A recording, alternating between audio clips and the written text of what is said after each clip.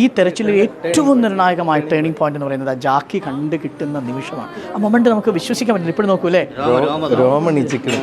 ആ ദിവസം എങ്ങാനോ ഈ മനുഷ്യന്റെ അടുത്ത് നിന്ന് ജാക്കി കിട്ടിയിട്ടില്ലെങ്കിൽ പിന്നെയുള്ള കാര്യം വെച്ചാൽ ഇത്രയും വലിയൊരു ഹെവി ട്രക്ക് വെള്ളത്തിൽ പോയിട്ടുണ്ടെങ്കിൽ സുഖമായിട്ടത് സോണാറിലെ പറ്റടി എന്തെങ്കിലും അടിയിൽ കിട്ടാന്നേ ഉള്ളൂ. അല്ലെങ്കിൽ കടൽ ഭാഗത്ത് നിന്ന് ഇപ്പം മത്സ്യത്തൊഴിലാളികളോ എത്തുമ്പോൾ സുഖമായിട്ട് കിട്ടും. അപ്പോൾ ഇത്രയും വലിയൊരു സാധനം പോയിട്ടുണ്ടെങ്കിൽ തീർച്ചയായിട്ടും ഞാൻ പറഞ്ഞ ലോജിക്ക് നിങ്ങൾ മനസ്സിലാക്കണം. മനസ്സിലായില്ലേ? 4 മണിക്ക് വൈകുന്നേരം വാശിപ്പുറത്ത് ഇറക്കുകയാണ്.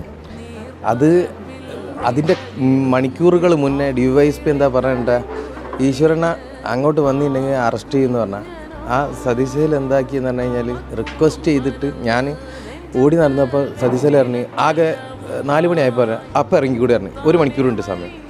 1 മണിക്കൂറുണ്ട് എന്ത് കണ്ടുപിടിക്കാൻ കഴിയാനാ അയാൾ വിചാരിച്ചിട്ടുണ്ടാവും ചിലപ്പോൾ.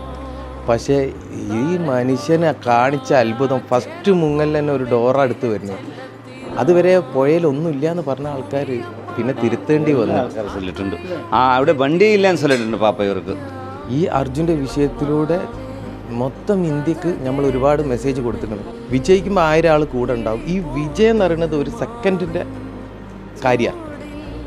അതിൻ്റെ പിന്നോട്ടേക്ക് വലിയൊരു ത്യാഗത്തിൻ്റെ സമയമുണ്ട്, പരീക്ഷണത്തിൻ്റെ സമയമുണ്ട്, സങ്കടത്തിൻ്റെ സമയമുണ്ട്, പോരാട്ടത്തിൻ്റെ സമയമുണ്ട്.